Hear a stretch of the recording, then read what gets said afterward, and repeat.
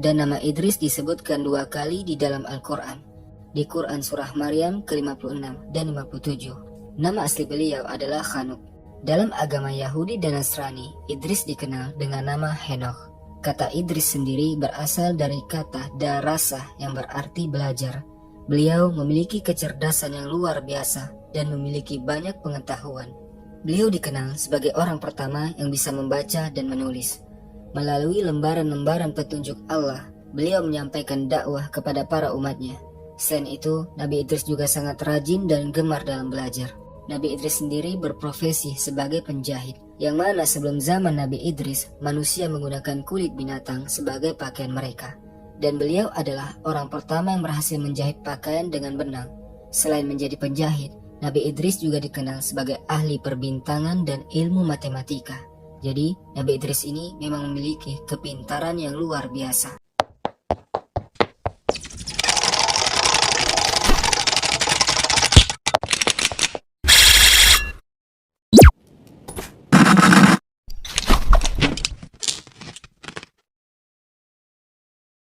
Assalamualaikum warahmatullahi wabarakatuh. Pada hari ini kita akan membahas tentang profesi atau pekerjaan dari 25 nabi.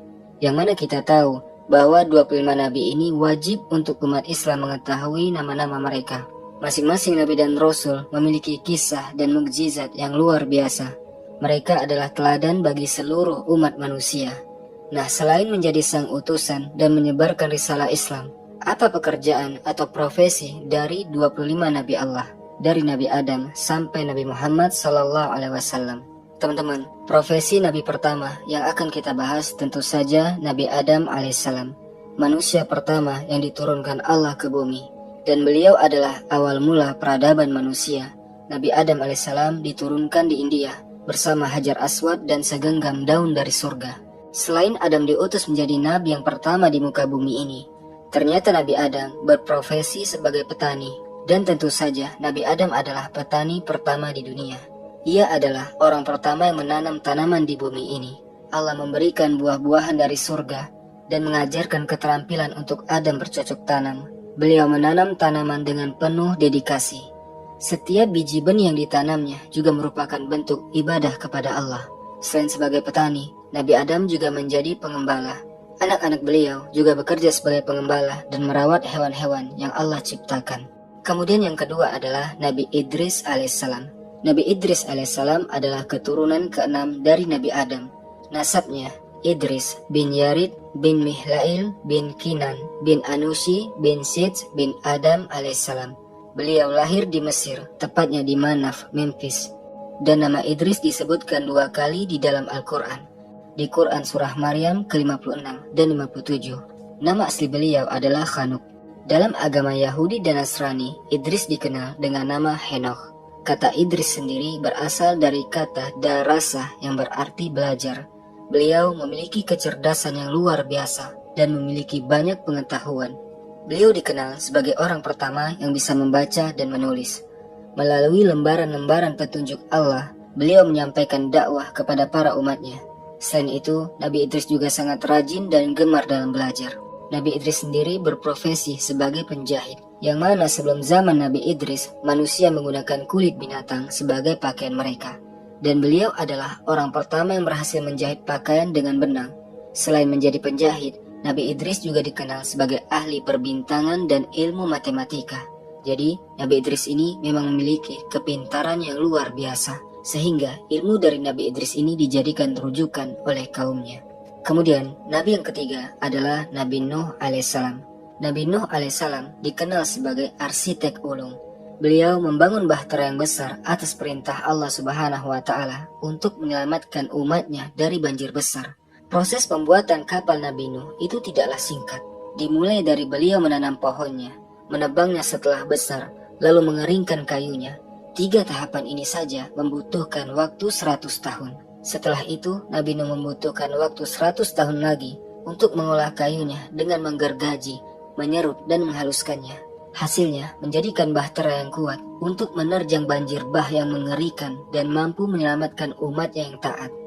Selain menjadi arsitek dan tukang kapal, Nabi Nuh juga dikenal sebagai marinir. Ia menakodai baterahnya pada saat banjir bah besar yang menimpa kaumnya yang durhaka.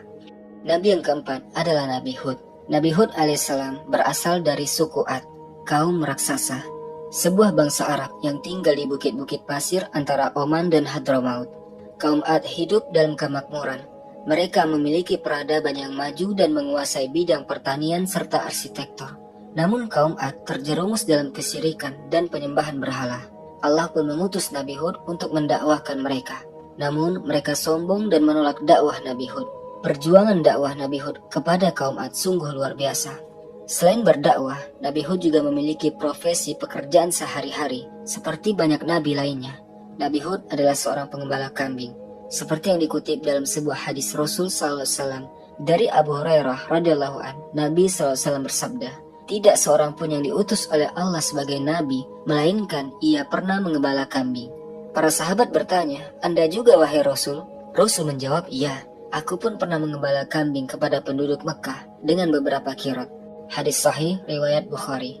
Nabi Hud pun menjalankan tugasnya dengan penuh tanggung jawab. Beliau mengawasi kambing-kambingnya di lembah-lembah. Selain menjadi pengembala, Nabi Hud juga memiliki profesi sebagai pedagang. Beliau adalah pedagang yang jujur. Kehidupan pedagang mengajarkan beliau tentang nilai-nilai kejujuran, keadilan, dan kerja keras. Nabi Hud memanfaatkan pengalaman ini untuk menyampaikan risalah tauhid kepada kaum Ad. Yang kelima adalah Nabi Saleh. Nabi Saleh adalah salah satu nabi yang diutus oleh Allah Subhanahu wa Ta'ala kepada kaum Samud. Kaum Samud mendiami Al-Hijr atau Madain Soleh atau Hegra, yang tempatnya berada 22 km arah timur laut kota Al-Ula, dan kini masuk dalam wilayah kegubernuran Al-Ula. Kaum Samud disebutkan sebanyak 23 kali dalam Al-Quran. Nabi Soleh memiliki tugas mulia untuk menyampaikan ajaran tauhid dan mengajak mereka kembali kepada Allah. Nabi Soleh bukan hanya seorang nabi, tetapi beliau juga berprofesi sebagai seorang pengembala. Beliau menghabiskan banyak waktu di padang gurun. Beliau tidak hanya merawat kambing, tapi juga merawat unta. Dan salah satu mukjizat Nabi Soleh adalah ketika kaum Samud meminta bukti atas risalah Nabi Soleh. Beliau pun berdoa memohon kepada Allah. Maka dari sebuah batu besar, tiba-tiba muncul unta betina yang diberkahi. Unta ini memberikan susu yang cukup untuk memenuhi kebutuhan seluruh kaum Samud. Ini adalah mukjizat yang menakjubkan. Kemudian yang keenam adalah Nabi Ibrahim alaihissalam. Nabi Ibrahim alaihissalam adalah Khalilullah, sang kekasih Allah. Nabi Muhammad ketika Mi'raj pernah bertemu dengan ruh Nabi Ibrahim di langit ketujuh, yang mana wajah Nabi Ibrahim itu persis dengan wajah Nabi Muhammad SAW. Sebagai kekasih Allah, Nabi Ibrahim juga dikenal sebagai bapaknya para nabi. Namun ada satu sisi dari kehidupan beliau yang mungkin belum banyak kita ketahui. Tahukah teman-teman bahwa Nabi Ibrahim juga memiliki keahlian luar biasa, yakni sebagai arsitek. Nabi Ibrahim bukan hanya seorang nabi yang agung, tetapi juga seorang arsitek yang handal. Beliau dikenal karena keterampilannya dalam membangun Ka'bah, rumah suci yang menjadi kiblat umat Islam di seluruh dunia. Bayangkan, Ka'bah yang kita kenal saat ini, itu dimulai dari tangan beliau. Sebuah arsitektur yang tidak hanya megah, tetapi juga penuh dengan nilai spiritual yang mendalam. Beliau membangun Ka'bah dibantu oleh putranya Ismail alaihissalam. Selain menjadi arsitektur, Nabi Ibrahim juga dikenal sebagai seorang pengembala. Dalam kesehariannya, beliau mengembalakan kambing dan biri-biri di berbagai wilayah tanah Arab, dari Haran, Mesopotamia hingga Palestina, bahkan juga sampai ke Mesir. Dengan sabar, beliau mengurus dan memelihara hewan-hewan ternaknya. Nabi Ibrahim juga memiliki kecerdasan dan keahlian dalam berdagang. Dengan kebijaksanaan dan kejujuran yang menjadi ciri khasnya Nabi Ibrahim, beliau berhasil membangun hubungan dagang yang kuat dan berkelanjutan. Beliau dikenal tidak hanya karena kemampuan berdagangnya, tapi juga karena integritas dan etika bisnisnya yang tinggi. Kemudian yang ketujuh adalah Nabi Lut alaihissalam. Nabi Lut alaihissalam diutus kepada kaum Sodom dan Gomorrah, yang mana pada saat itu mereka memiliki kelakuan yang di luar batas fahisyah, kekejian yang paling keji. Merekalah pelopor pertama laki suka sama laki. Selain itu, mereka juga merampok dan membunuh setiap kabilah yang lewat di tempat mereka. Yang tampan mereka culik dan perkosa, sedang yang mereka anggap jelek mereka bunuh. Nah, dengan kesabaran dan keimanan yang kuat, Nabi Lut terus menyerukan dakwah kepada kaumnya Sodom. Sampai akhirnya Allah mengutus 3 malaikat kepada kaum Sodom untuk diazab. Nah teman-teman, selain berdakwah, Dalam kesehariannya, Nabi Lut berprofesi sebagai seorang petani. Nabi Lut alaihissalam tidak melupakan hubungannya dengan alam. Dengan tangan-tangannya yang kuat, beliau mengolah tanah, menanam benih, dan merawat tanaman dengan penuh kasih sayang. Setiap pagi, beliau menyambut fajar dengan berdoa, memohon keberkahan dan pertumbuhan yang baik untuk tanamannya. Nabi Lut alaihissalam memilih profesi sebagai petani karena beliau percaya bahwa melalui pertanian, seseorang dapat belajar tentang kesabaran, kerja keras, dan rasa syukur. Yang kedelapan, Nabi Ismail. Seperti yang kita ketahui, Nabi Ismail adalah putra dari Nabi Ibrahim. Kisah yang populer tentang pengorbanan Nabi Ismail yang rela disembelih oleh ayahnya Nabi Ibrahim. Nabi Ibrahim rela mengorbankan anaknya sebagai bentuk ketaatannya kepada Allah Subhanahu wa Ta'ala.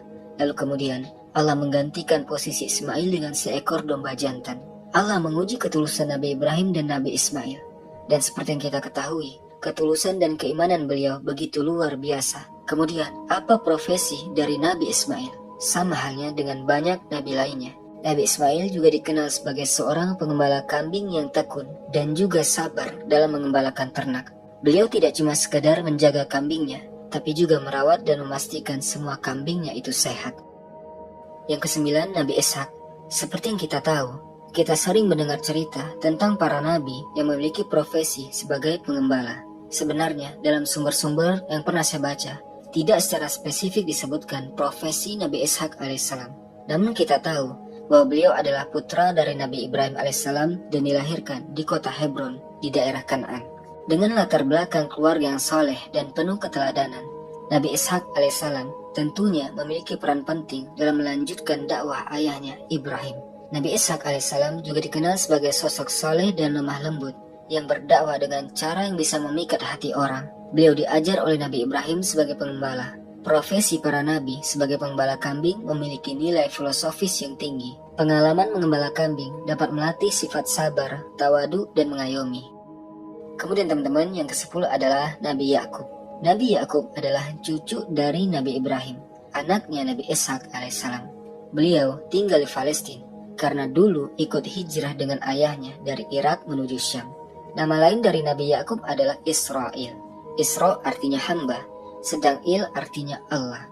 Jadi arti bahasa Ibrani Israel adalah hamba Allah. Nah kemudian apa profesi dari Nabi Yakub? Ceritanya saat remaja, Nabi Yakub pergi ke Haron, Palestina. Dia mau kerja sama pamannya untuk waktu yang lama. Sampai di tempat pamannya, Nabi Yakub melihat kedua anak perempuan pamannya yang punya anak cantik. Kakaknya namanya Lia dan adiknya namanya Rahil. Nah Nabi Yakub jatuh cinta, kemudian bilang ke pamannya mau nikah dengan Rahil, anak pamannya yang cantik. Kata pamannya, apa maharnya? Nabi Yakub bilang, maharnya saya kerja dengan paman.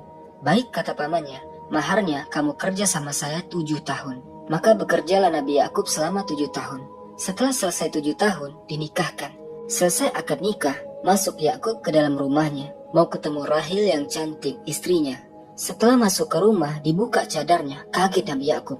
Loh, kok bukan Rahil, tapi kakaknya Rahil, yakni Lia. Maka komplainlah Nabi Yakub sama pamannya. Paman, kamu sudah janji akan nikahkan saya dengan anakmu Rahil, tapi kok yang dinikahkan ini Lia? Pamannya berkata, wahai ponakanku, bukan dari adat kami, bukan dari kebiasaan kami menikahkan yang kecil dulu baru yang tua, tapi yang tua dulu baru yang kecil.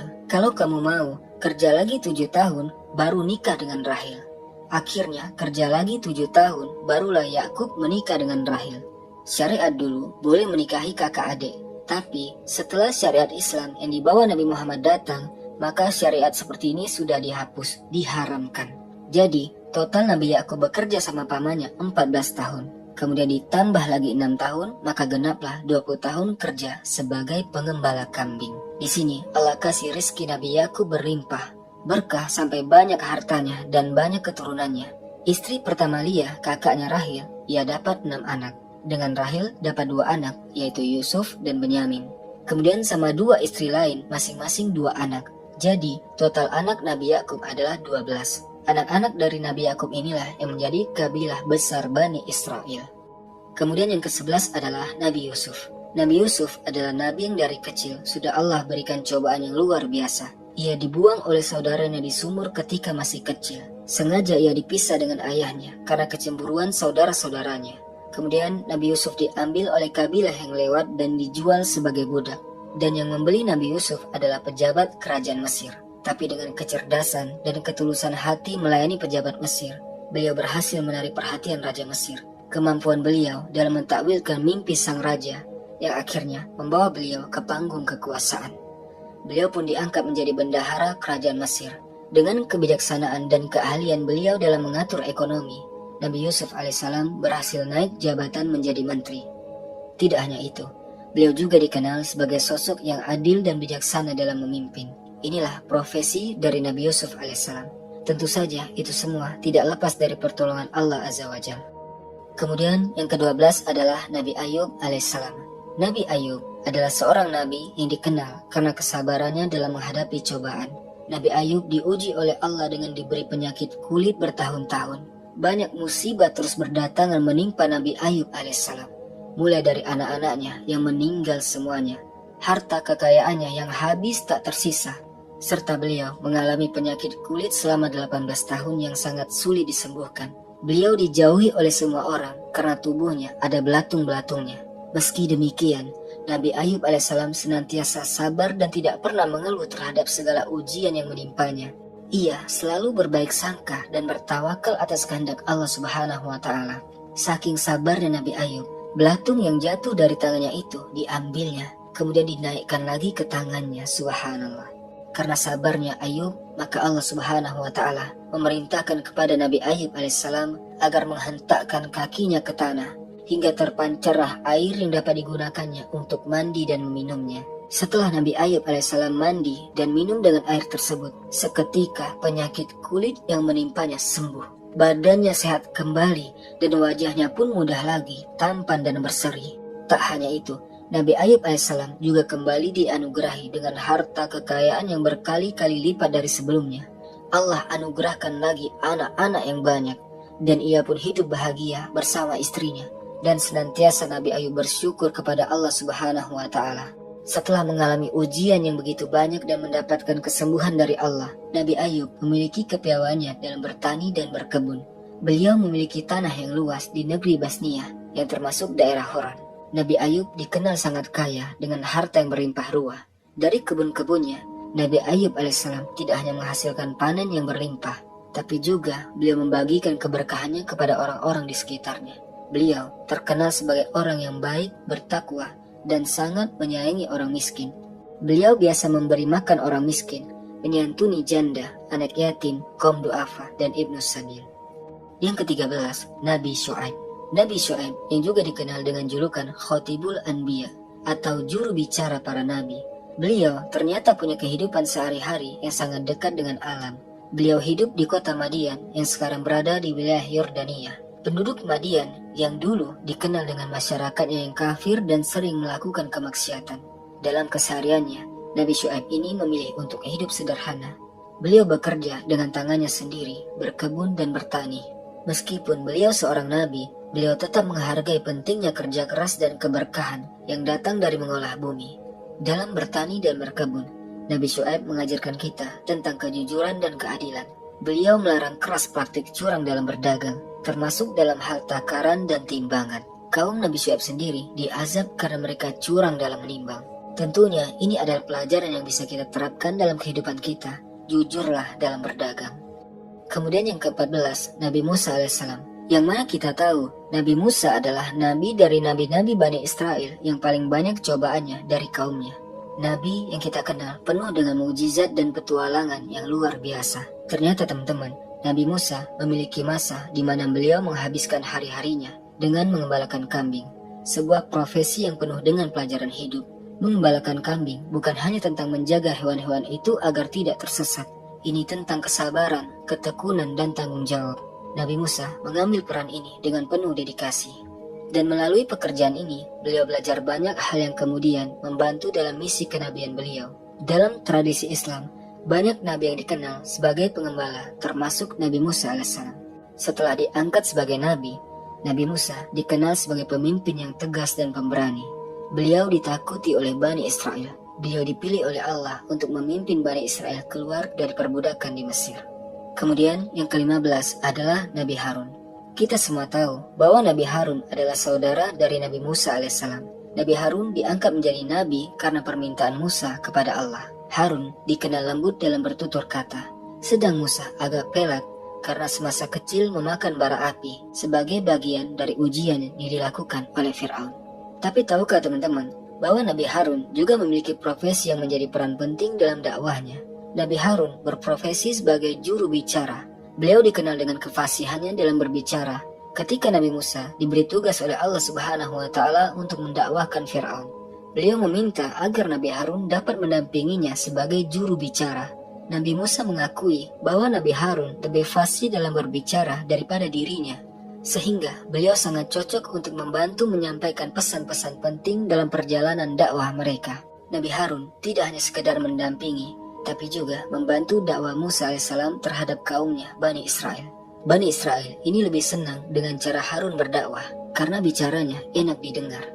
Sedang kepada Musa, Bani Israel takut karena mereka ingat bahwa Musa dengan sekali pukul, sekali dorong saja bisa buat suku Kipti meninggal. Nah, inilah Harun, sang juru bicara Nabi Musa alaihissalam.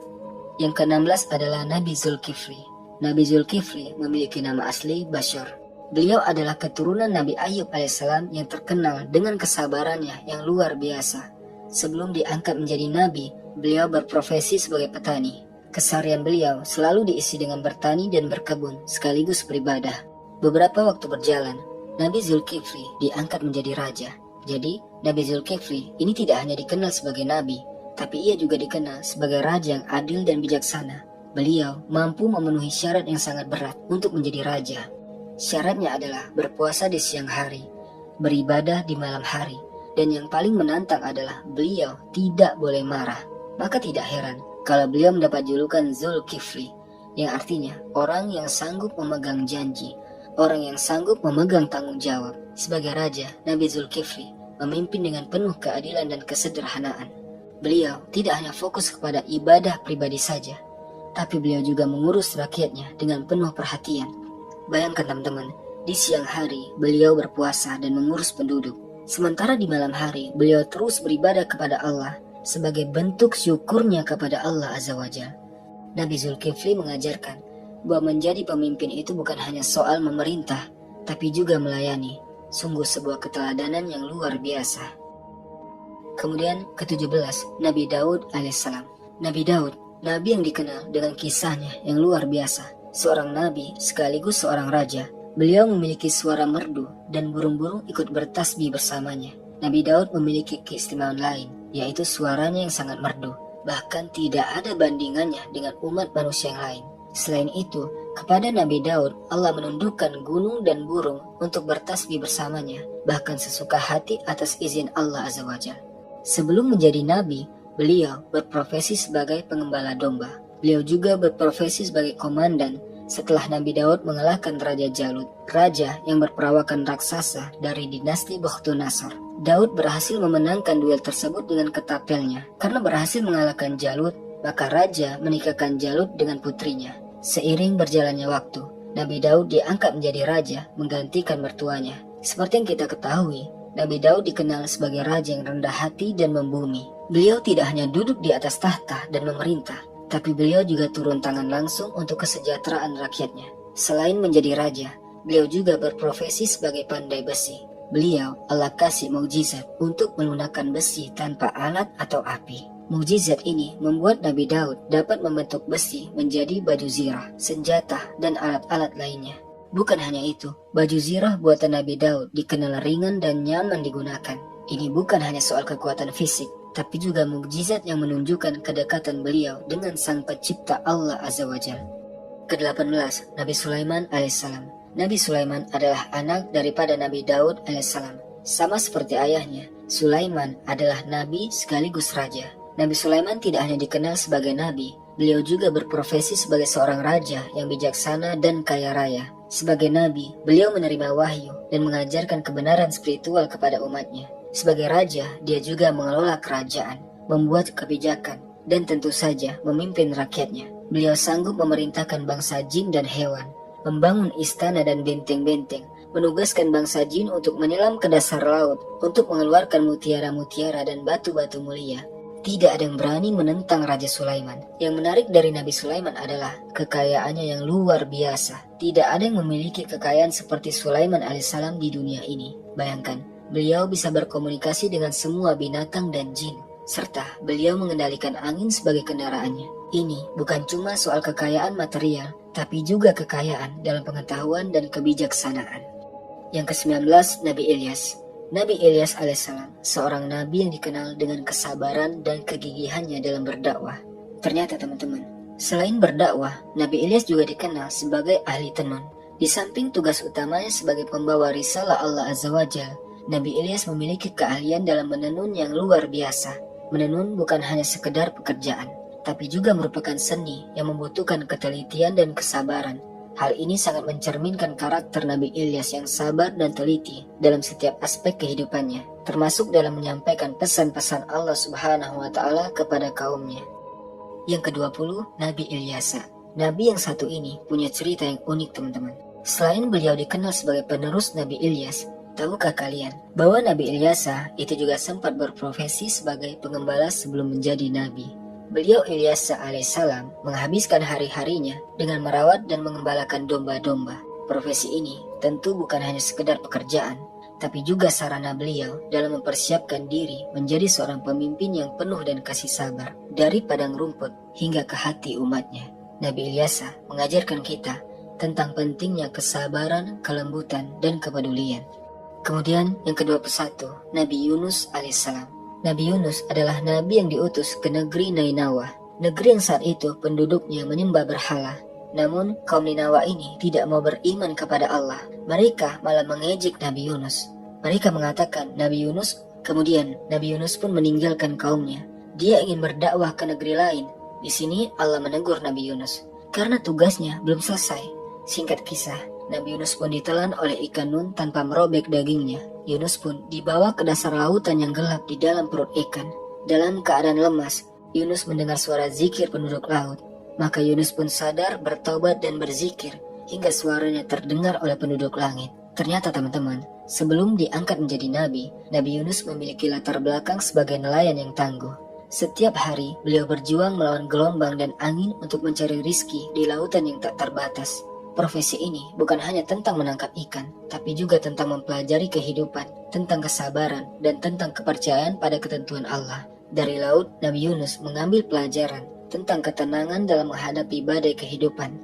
Sebagai nelayan, beliau mengajarkan kita untuk selalu berusaha keras dan tidak pernah menyerah, meskipun kita tidak tahu apa yang akan kita dapatkan dari laut kehidupan ini.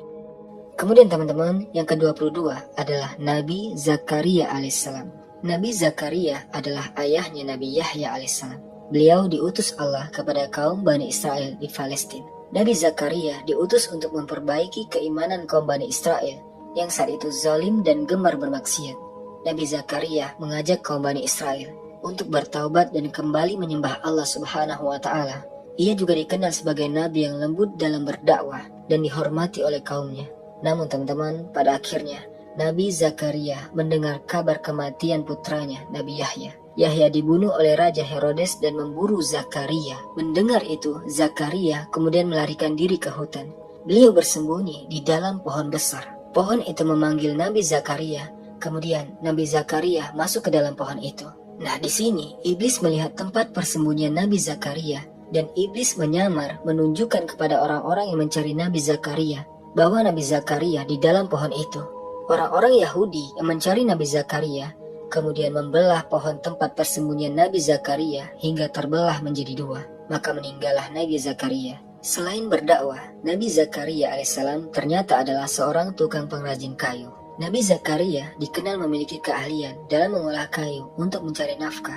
Beliau tidak hanya dikenal karena keutamanya sebagai nabi, tetapi juga karena kerja kerasnya sebagai pengrajin kayu. Ini menunjukkan kepada kita bahwa tidak ada pekerjaan yang rendah selama kita melakukannya dengan niat yang baik dan untuk mencari rizki yang halal. Nabi Zakaria alaihissalam mengajarkan kita bahwa bekerja keras dengan tangan sendiri adalah sesuatu yang mulia. Beliau tidak bergantung kepada orang lain, melainkan menghasilkan penghasilan dari keringat sendiri. Ini adalah pelajaran berharga bagi kita semua, bahwa kita harus menghargai setiap pekerjaan dan melakukan yang terbaik dalam segala hal yang kita kerjakan. Yang ke-23, Nabi Yahya alaihissalam. Nabi Yahya adalah putranya Nabi Zakaria. Beliau dibunuh oleh Raja Herodes atas suruhan Ratu Herodia. Kenapa Yahya dibunuh? Seorang raja pada zaman itu di Damaskus ingin menikah dengan seorang wanita mahramnya atau yang tidak halal ia nikahi. Yahya pun melarangnya untuk menikahi wanita itu karena syariat pada saat itu mengharamkannya. Ternyata hal itu membuat si wanita menyimpan dendam kepada Nabi Yahya. Sehingga ketika raja menyatakan ketertarikan kepadanya, ia mengatakan kepada raja, "Kau bisa menikahiku dengan maharnya kepala Nabi Yahya." Raja pun memerintahkan tentaranya untuk menangkap dan memenggal Yahya alaihissalam. Maka meninggallah Nabi Yahya. Nabi Yahya dikenal karena kegigihan beliau dalam berdakwah. Dari sumber-sumber yang kita miliki, beliau memang dikenal karena sering berpindah-pindah untuk berdakwah dan menyebarkan ajaran tauhid. Jadi bisa dibilang, Nabi Yahya alaihissalam itu seperti pengembara rohani, yang mana perjalanannya penuh tujuan mulia untuk membimbing umat manusia. Tapi perlu diingat teman-teman, bahwa perjalanan Nabi Yahya tidak sama dengan pengembara pada umumnya, yang berpindah tempat tanpa tujuan yang jelas. Setiap langkah Nabi Yahya penuh dengan niat untuk mendekatkan diri kepada Allah, dan beliau mengajak orang lain untuk mentauhidkan Allah Azza wa Jalla. Kemudian yang ke-24, Nabi Isa alaihissalam. Masyhur kisah Isa bin Maryam. Nabi Isa lahir di Bethlehem, sebuah kota yang terletak sekitar 9,5 km di selatan Yerusalem. Nabi Isa lahir tanpa seorang ayah. Beliau dikenal dengan kisah dan mukjizatnya yang luar biasa. Salah satu mukjizatnya adalah beliau mampu menghidupkan orang yang mati atas izin dari Allah. Kemudian, apa profesi dan keseharian beliau? Nabi Isa alaihissalam berprofesi sebagai pengkhutbah. Beliau tidak hanya mengajarkan tentang tauhid, tapi juga tentang kasih sayang, perdamaian, dan pentingnya melakukan kebaikan kepada semua makhluk. Ini semua adalah inti dari dakwah atau pengkhutbahan yang dilakukan oleh Nabi Isa. Jadi bisa dikatakan bahwa Nabi Isa alaihissalam memang berprofesi sebagai pengkhutbah, seorang pembawa pesan yang dengan sabar dan penuh kasih sayang menyebarkan ajaran-ajaran yang membawa cahaya bagi banyak orang. Dan yang terakhir, yang ke-25, Nabi Muhammad SAW. Teman-teman, apa profesi dari Nabi Muhammad SAW? Tentu teman-teman udah tahu semuanya. Sejak kecil, Nabi Muhammad SAW memang dikenal sudah mengembala kambing. Beliau mengambil pekerjaan ini untuk membantu ekonomi keluarga pamannya, Abu Thalib, yang saat itu ekonominya sedang tidak stabil. Dengan mengembalakan kambing, Nabi Muhammad SAW belajar banyak hal termasuk tanggung jawab, kesabaran, dan kepedulian terhadap makhluk lain. Menariknya teman-teman, ada sebuah hadis yang menyebutkan bahwa semua nabi pernah mengembalakan kambing sebelum mereka diangkat menjadi nabi. Ini menunjukkan bahwa mengembalakan kambing bukan hanya pekerjaan, tapi juga merupakan persiapan spiritual bagi para nabi. Selain berprofesi sebagai pengembala, Nabi Muhammad SAW juga berprofesi sebagai pedagang. Sejak muda, Nabi Muhammad SAW telah terjun ke dunia perdagangan. Beliau bekerja dengan pamannya Abu Thalib yang juga seorang pedagang. Dan dari situlah beliau belajar banyak tentang bisnis. Namun, apa yang membuat Nabi Muhammad SAW berbeda dari pedagang lainnya? Kuncinya adalah amanah, kejujuran, dan keadilan. Dalam setiap transaksi, Nabi Muhammad selalu jujur, amanah. Kunci beliau menjadi pedagang yang sukses adalah beliau jujur dalam berdagang. Beliau tidak pernah membuat pelanggannya kecewa, dan beliau selalu menepati janji. Beliau mengantarkan barang dagangan dengan standar kualitas yang dijanjikan. Dan tahukah teman-teman, reputasi beliau sebagai pedagang yang amanah dan jujur ini membuka banyak pintu, termasuk kesempatan berdagang dengan modal dari orang lain. Salah satunya dari Khadijah, seorang pengusaha kaya raya yang kelak menjadi istri beliau. Setelah menjadi nabi, beliau juga mengambil peran sebagai pemimpin. Sebagai pemimpin, Nabi Muhammad SAW menunjukkan banyak sifat dan kualitas yang luar biasa, seperti keadilan, kebijaksanaan, dan kemurahan hati. Beliau memimpin umatnya dengan contoh dan tauladan yang baik, mengajarkan tentang persaudaraan, kesetaraan, dan perdamaian. Kepemimpinan beliau bukan hanya berdampak pada aspek spiritual, tapi juga sosial dan politik. Dari Madinah, beliau membangun sebuah masyarakat yang kuat dan bersatu, yang menjadi dasar bagi perkembangan peradaban Islam selanjutnya. Jadi bisa dibilang, profesi Nabi Muhammad SAW sebagai pemimpin itu sangat krusial dan berdampak besar, bukan hanya bagi umat Islam, tapi juga bagi dunia. Nah teman-teman, demikianlah profesi dari 25 nabi yang telah kita sebutkan. Dari nelayan sampai raja, dari peternak sampai pedagang, Setiap nabi itu punya latar belakangnya unik dan inspiratif. Mereka tidak cuma mengajarkan kita tentang nilai-nilai spiritual, tapi juga tentang kerja keras, dedikasi, dan integritas dalam berprofesi. Setiap nabi membawa cerita yang bisa kita ambil hikmahnya. Kisah-kisah lengkapnya setiap nabi ini bisa teman-teman tonton di playlist 25 nabi. Jadilah orang-orang yang amanah, jujur, semangat dalam bekerja. Semoga cerita-cerita ini bisa memberikan inspirasi bagi kita semua untuk selalu berusaha menjadi yang terbaik di bidang kita masing-masing. Bekerjalah seperti biasanya, namun ketika masuk waktu sholat, maka dirikanlah sholat. Wallahu a'lam bishawab, lebih kurangnya saya mohon maaf. Barakallahu fikum. Assalamualaikum warahmatullahi wabarakatuh.